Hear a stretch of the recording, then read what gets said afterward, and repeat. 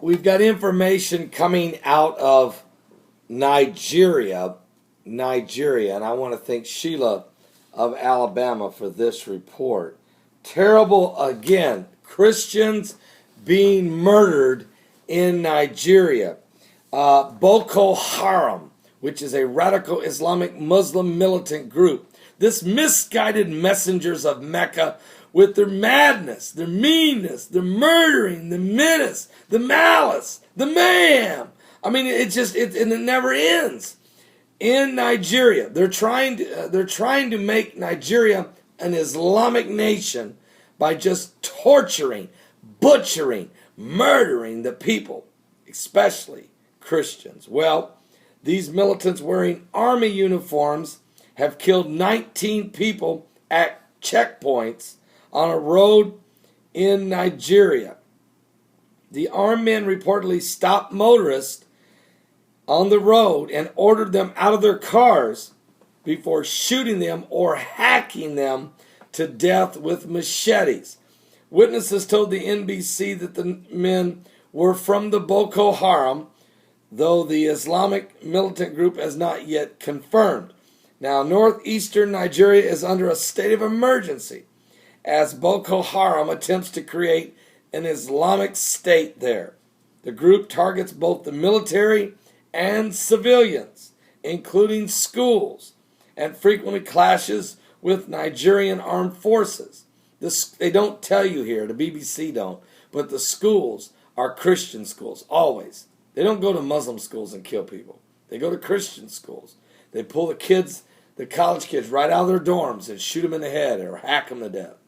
They go into churches and blow up suicide bombings, suicide car bombs. They're murdering Christians. They behead them. They do everything. It's horrible what's going on. Now, this latest attack, and it usually happens on Sundays, almost every Sunday. This latest attack of 14 people being killed happened Sunday morning. Not far from the Cameroon border, actually. Survivors said the gunmen were dressed as soldiers, were riding motorcycles before they ambushed their victims. We were asked to get out of our vehicles and to lie face down by 9 men dressed as soldiers who blocked the road.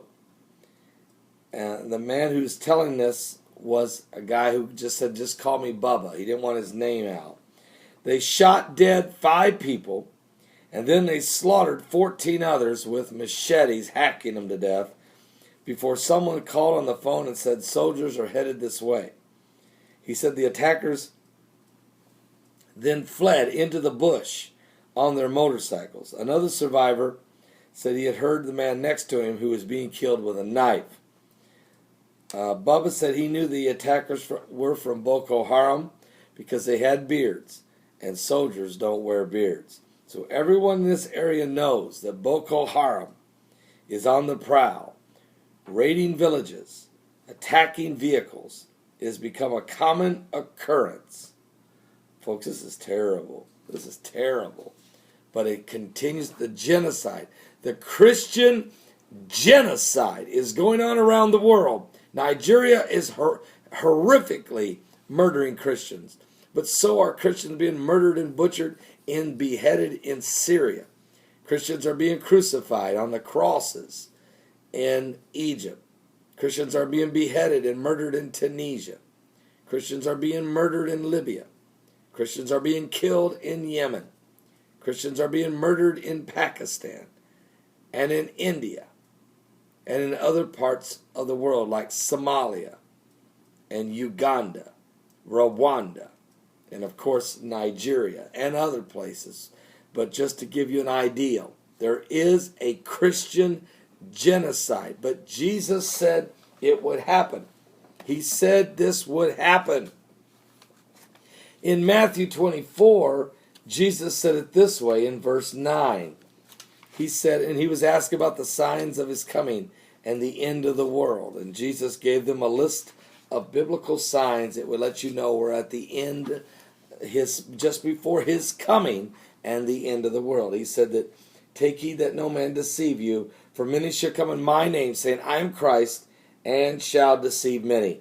And you shall hear of wars and rumors of wars. See that you be not troubled, for all these things must come to pass, but the end is not yet. For nation shall rise against nation, and kingdom against kingdom.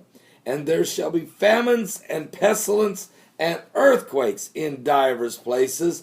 And all of these are the beginning of sorrows. Then shall they deliver you up to be afflicted, and shall kill you. And you shall be hated of all nations for my name's sake. And then shall many be offended, and shall betray one another, and shall hate one another. And many false prophets shall rise, and shall deceive many. And because iniquity shall abound, the love of many shall wax cold.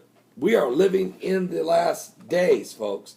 The biblical signs, the persecution, the apocalyptic events that are taking place around the world should be showing you that we're in the last days. And I got to ask you a question. We had 67 people saved last night on our Sunday night live broadcast. It was an amazing. I have a list of it. Look at this. Look at this list. I want to show you that, yes, there is great persecution going on around the world on Christians. Major persecution on Christians and Jews. But there's also a great harvest of souls coming to Jesus. This is my sheet from last night. As I was, during the altar calls, I was jotting down the names of the 67 people who gave their life to Jesus Christ and prayed with me and accepted Christ as their Savior. God is saving souls in the last days, and the devil is killing Christians. God bless. Give your life to Jesus Christ. We're in the last days. You can see the signs of the times. Are you saved? Are you saved? That is really the questions for you. Please, please, listen to me. It's closer than any of us can imagine. He said, watch and pray. For an hour you think not, the Son of Man will come. He's coming like a thief in the night. He's coming to get the bride and to take us away. Are you going with us? Or are you going to be left behind to face the wrath of God?